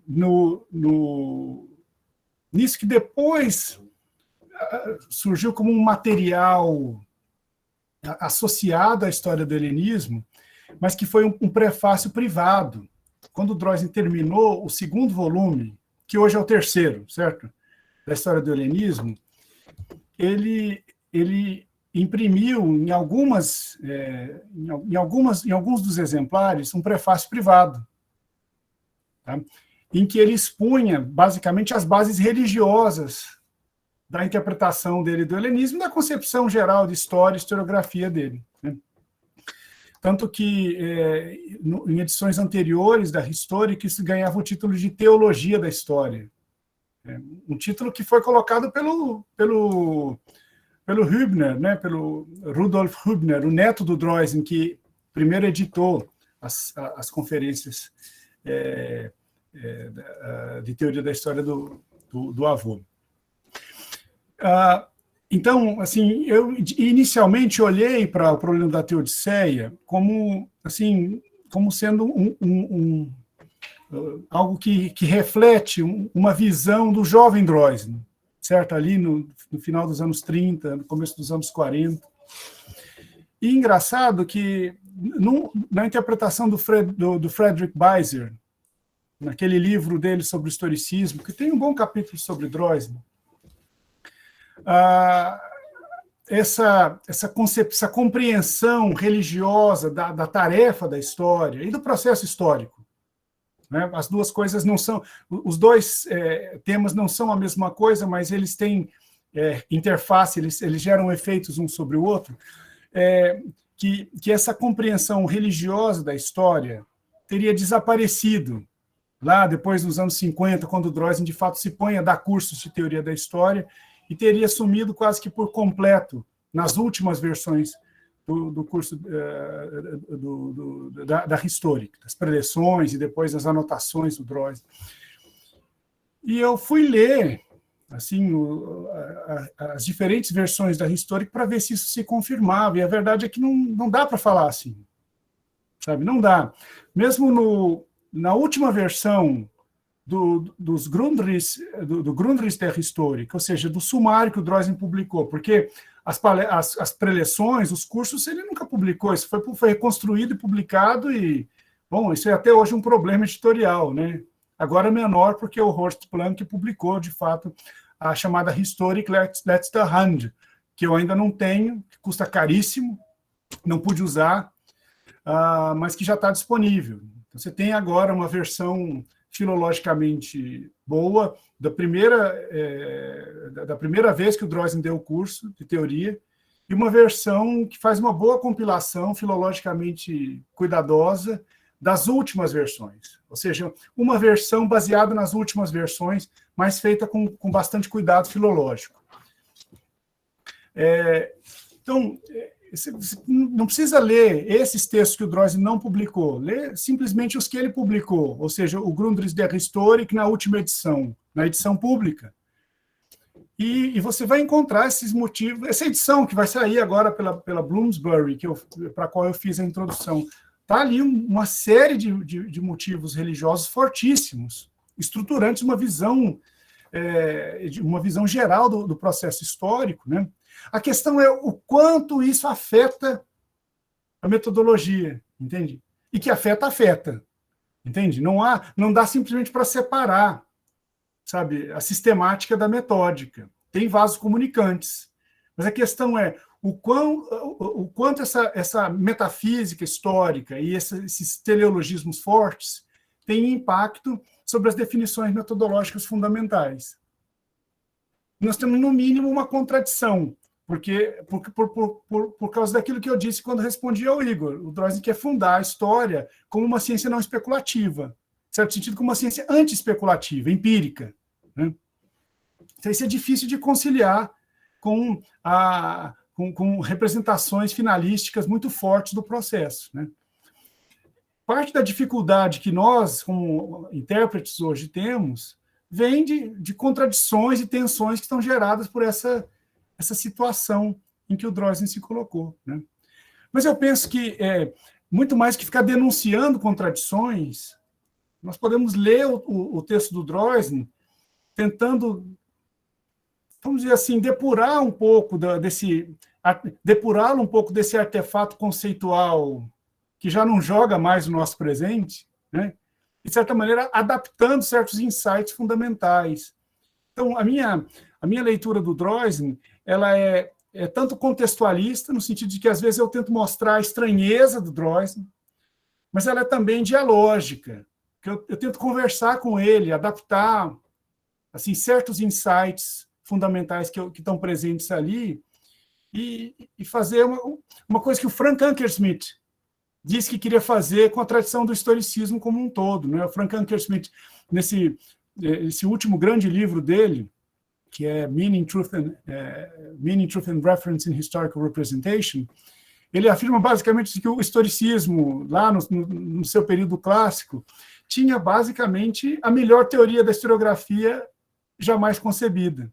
Agora, essa teoria está formulada em termos que ninguém mais aceita hoje. Você começa a ler, você vai se deparar com ideias, poderes éticos, com uma série de terminologias que, claro, que apontam para concepções metafísicas subjacentes, que precisam ser depuradas ou retraduzidas, se nós queremos levar a sério essa compreensão, né, historicista. O Frank Ankersmit acho uma boa inspiração, né, para o tipo de leitura que eu tento fazer.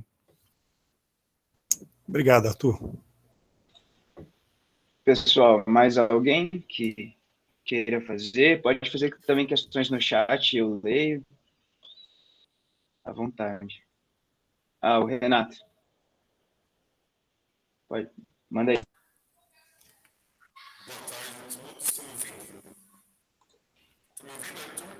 Renato, seu áudio está muito ruim. Eu acho que é o fone. Tira o fone, talvez. Dá uma batidinha no microfone, talvez melhore, se for mau contato. Um peteleco assim, ó. Renato, você conseguiu fazer sem o fone? Não. Tá me ouvindo agora? Tá me ouvindo agora? Renato, tá dando muito eco. Escreve no chat que a gente lê, por favor.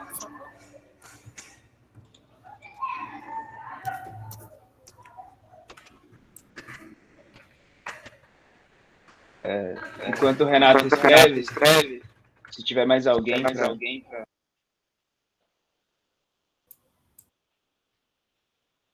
mais alguém que queira fazer perguntas, Aniele.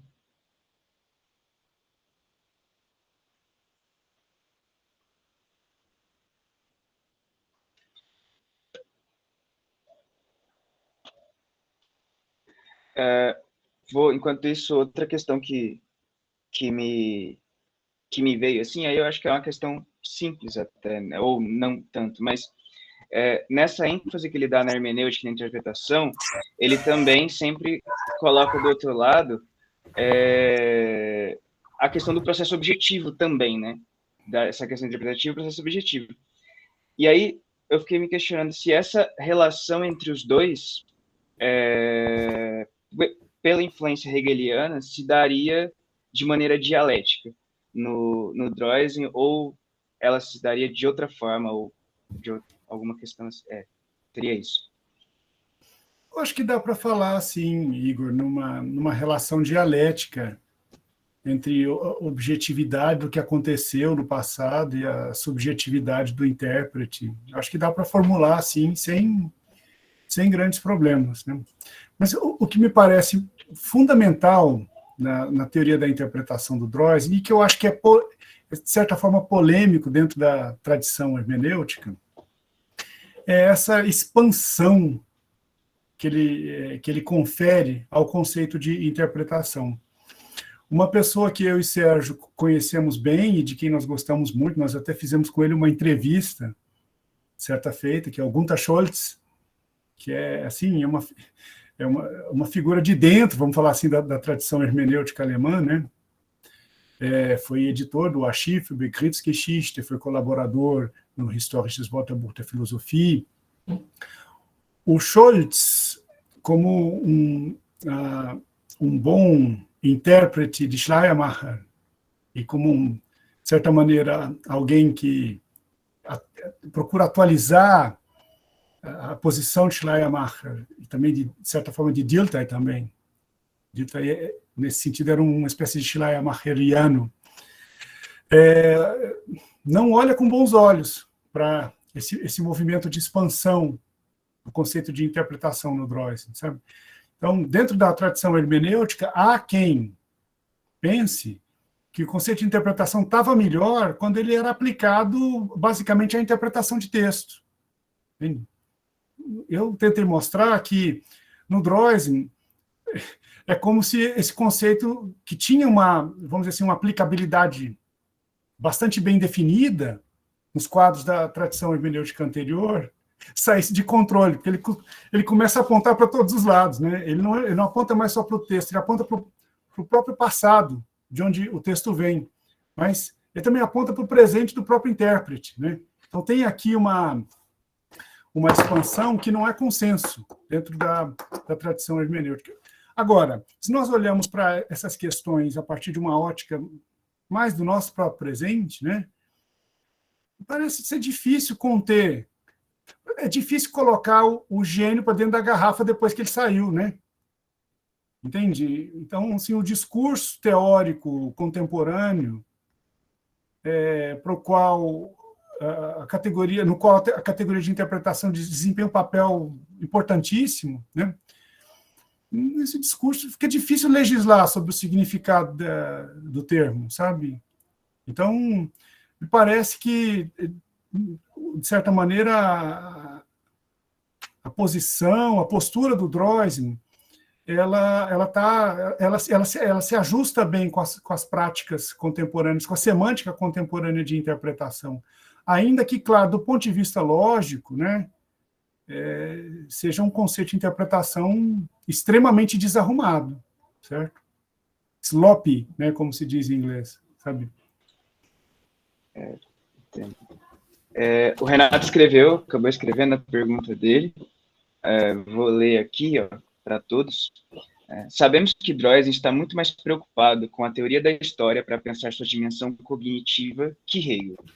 Mas qual seria uma diferença substantiva na questão metafísica? Digo, ambos pensam na teodiceia, no progresso da liberdade. A questão é muito difícil, Renato. Assim, o melhor trabalho sobre Hegel e Droysen, que eu andei a reler ano passado, andei quebrando a cabeça com ele muito tempo, é um trabalho do Christian Bauer, sabe? Que tem por título exatamente uma frase do Droysen que eu li, que é das Geheimnis der Bewegung ist ihr Zweck. O segredo do movimento é o seu fim. Né? Que é uma frase absolutamente hegeliana do Droysen. Certo? Então, eu acho que você tem razão, assim, que, do ponto de vista metafísico, quer dizer, o que o Droysen faz é um snapshot da filosofia do Hegel, sabe? É, assim, uma versão miniatura, né? Da filosofia da história, isso no plano metafísico. Mas também no plano metodológico, para isso que o Bauer é bom, o Hegel é muito menos ingênuo do que, por exemplo, o Droysen supunha. Então, o Bauer leu com muita calma, sobretudo os trechos introdutórios da filosofia da história. Leu tudo do Hegel, né? Mas ele leu com muita calma a filosofia da história e mostrou como tem lá não só uma teoria da história como processo, mas uma teoria da historiografia, que diz muito do que o Droysen veio a dizer depois.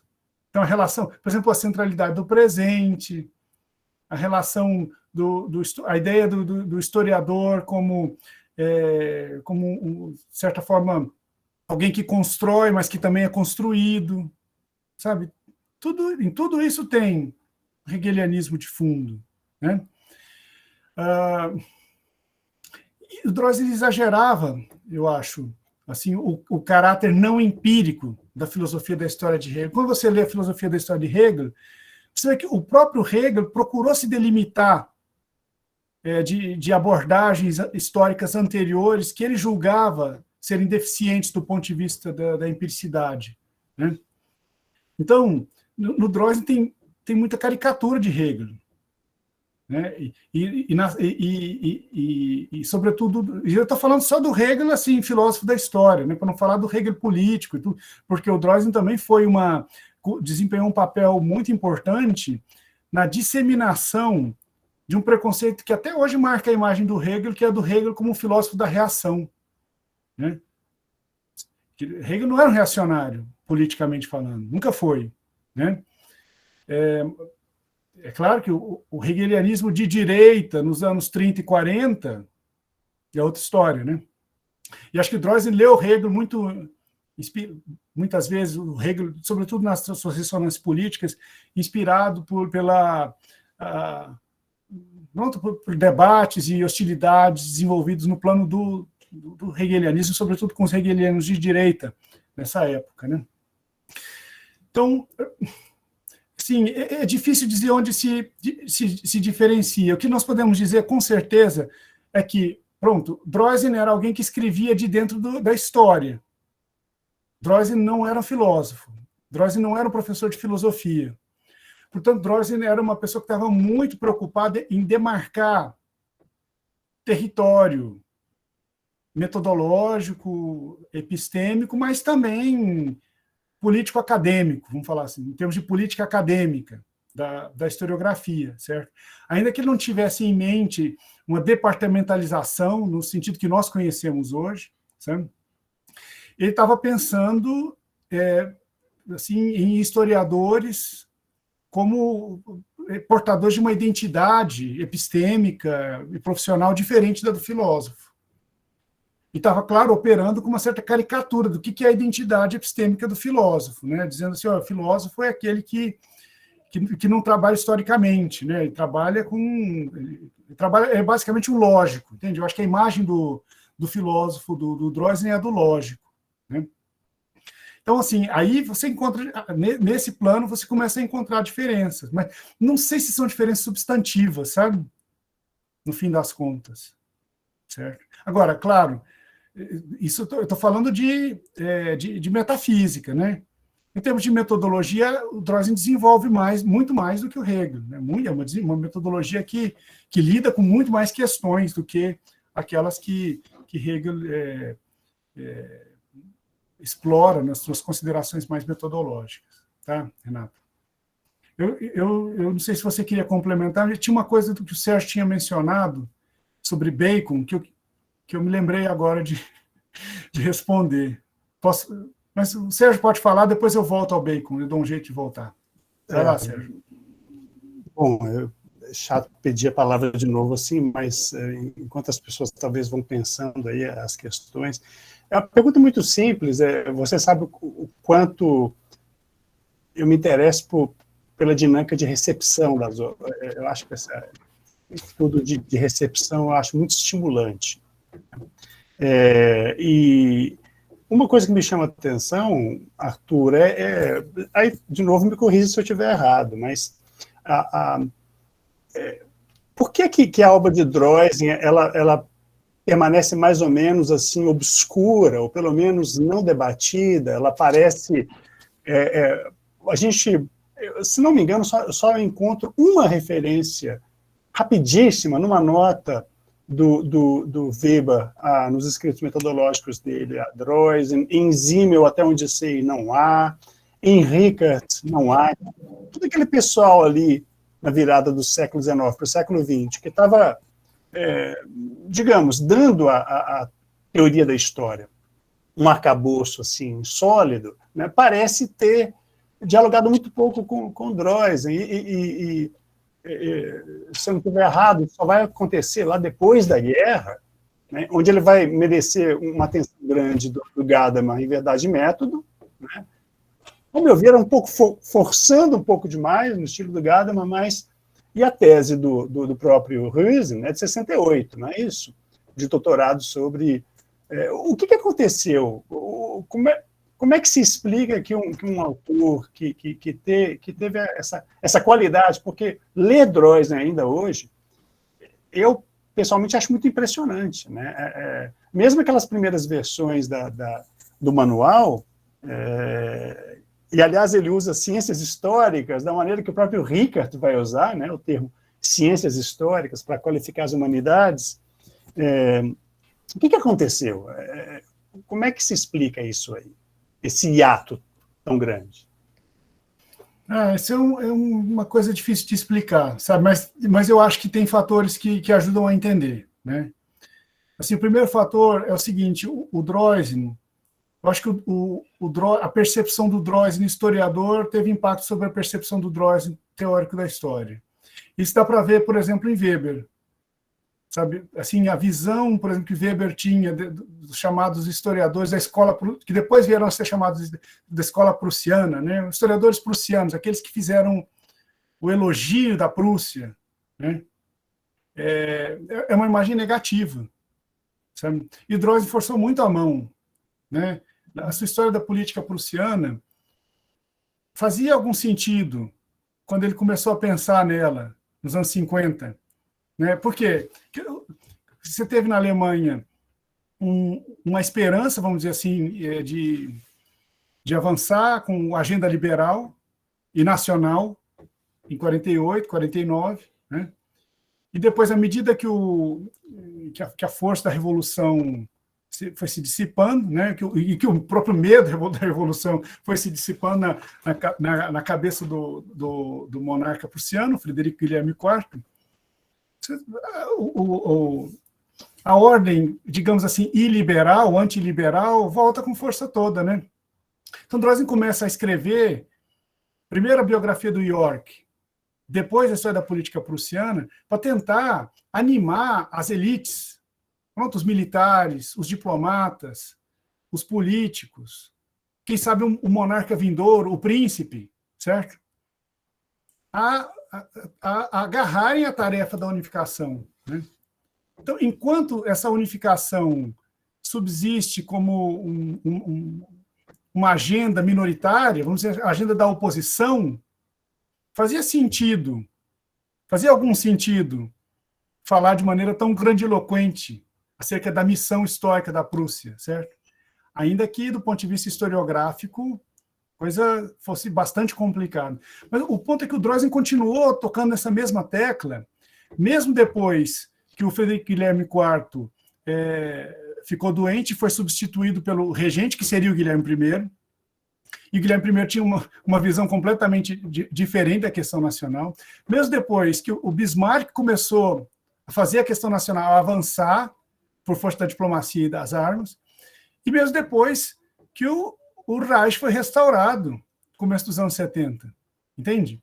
Então, assim, era um modo extremamente politizado, mas politizado num sentido também baseado numa teleologia fortíssima e que muita gente já percebia como forçada, e que continuou a ser feito mesmo depois que já não fazia mais tanto sentido, já não fazia mais sentido algum continuar insistindo para que a liderança política na Prússia fizesse o que eles já estavam fazendo. Então, esse eu acho que é uma coisa, né? Eu acho que a situação do texto, de como os textos teóricos do Droysen foram legados à posteridade uma outra vertente explicativa. Porque o Grundrisse é difícil de entender. Sabe? Basicamente, eu acho que ele era lido e entendido por quem tinha frequentado os cursos do Droysen. Ou seja, se você para pensar em quem, lá nos anos 90, nos anos 10, nos anos 20, nos anos 30, estava falando de Droysen, você vai encontrar Meinecke falando bastante. Meinecke escreve 2 ou 3 resenhas, ele escreve uma resenha sobre, em cima da publicação das correspondências do Droysen, ele escreve uma resenha depois sobre a publicação da primeira versão da Historic, em 1937. O Simmel, ainda que sem citar, mas aquele volume que saiu em português do Simmel sobre tempo histórico, né? A teoria da história ficou um título. Então, tem ali um texto sobre tempo histórico, em que tem muito Droysen ali. O problema do tempo histórico. O problema do tempo histórico, sabe? A própria fórmula, como dos feitos surge a história, é repetida, sem indicação bibliográfica, sem nota de rodapé, sem nada. Mas o Droysen está ali, sabe? E nós sabemos, pelo testemunho do próprio Meinecke, que o Simmel assistia às aulas do Droysen e estudava o Grundrisse. Tem lá um trecho de um texto do Meinecke em que ele diz o Simmel estava empolgado, ficou muito empolgado, porque o Meinecke tinha anotações das aulas. Desculpa, eu já não me lembro se o Simmel chegou a frequentar as aulas, mas o Meinecke tinha anotações e o Meinecke lembrava-se de uma conversa em que ele falava sobre Droysen com o Simmel, e o Simmel ouvia com grande atenção e entusiasmo, sabe? Então, tem um pouco em Simmel e tinha em Dilthey. Tá? Curiosamente, o jovem Dilthey, citava Droysen, falava na Historic, no curso da Historic, como sendo um evento que pronunciava coisas boas para o futuro, mas depois, assim, isso muito no começo, sabe, da trajetória do Dilthey. Em seguida, ele desaparece. O Droysen desaparece, o Dilthey acho que se firma como alguém que está dentro da tradição de Schleiermacher, sabe? Schleiermacher é um mundo próprio ali. Talvez, bom, nós podemos especular sobre as razões, eu não sei bem eu não sei bem muito concretamente o que terá acontecido, mas o fato é que acho que esse alinhamento retrospectivo com Schleiermacher tira o Dilthey da zona de influência filosófica, metodológica do Droysen. Mas, se você olha a partir assim, de uma visão abstrata, de certa forma distanciada, é claro que tem comunicação, zonas de comunicação gigantesca entre o que o Droysen fez, né, nos seus cursos e no Grundrisse e o projeto diltheyniano, né, de uma filosofia das ciências humanas. Quando a situação começa a mudar, eu acho que a situação começa a mudar nos anos 30. Tem o Rothacker. O Rothacker é uma figura importante lá nos anos 20, que ele faz uma reedição do Grundrisse der Historik, 1920. Tá? E acho que o Rothacker é o primeiro a publicar esse prefácio privado que eu mencionei, sob o título de... agora me fugiu a memória, mas é Teologia da História. Tá? Agora, as coisas começam a mudar em 37. Né? O próprio Grundrisse der Historik, na última edição, não foi resenhado sequer uma vez. Foi resenhado, não teve uma resenha do Grundrisse, lá em 1882. Né? Tem um bom levantamento das resenhas das obras do Droysen, que encontra resenhas sobre todos os livros, muitas resenhas sobre tudo que ele publicou, mas o Grundrisse Historik não teve, na terceira edição, não teve uma resenha sequer, né? E isso começa a mudar em 37, quando a primeira versão completa do material das aulas é publicada, e aí um monte de gente resenha, o Meinecke resenha, vários outros, né? Você tem aí umas 10, 15 resenhas, começa a preparar terreno, né?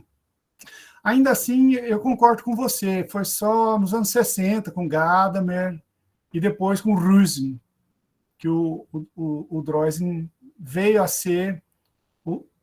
ganhar a estatura que ele tem hoje, né?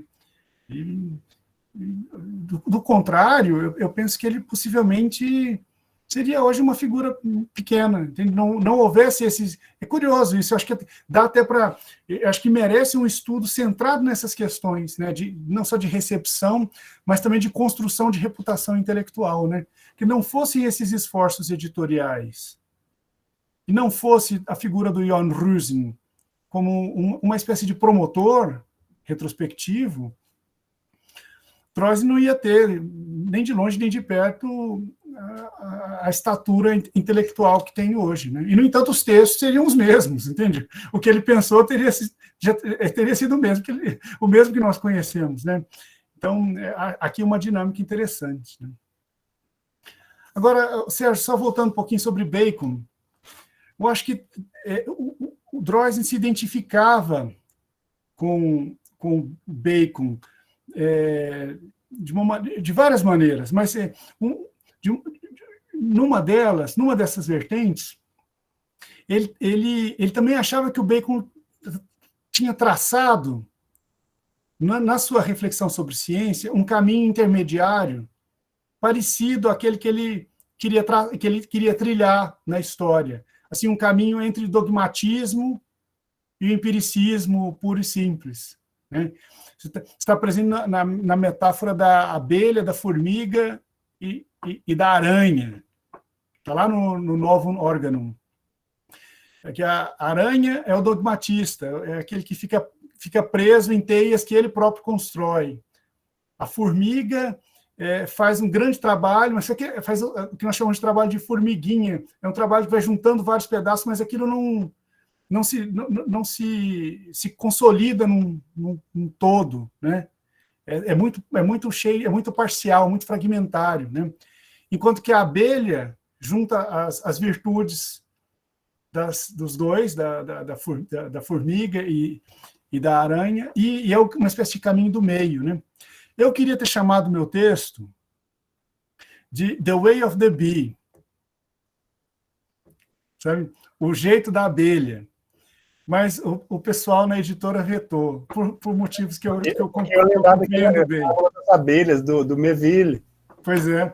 É um texto, digamos, de matriz superliberal, não é? Uhum. Pois, o Mandeville, né? Que eu já não sei bem de que época, talvez seja posterior ao Bacon, né?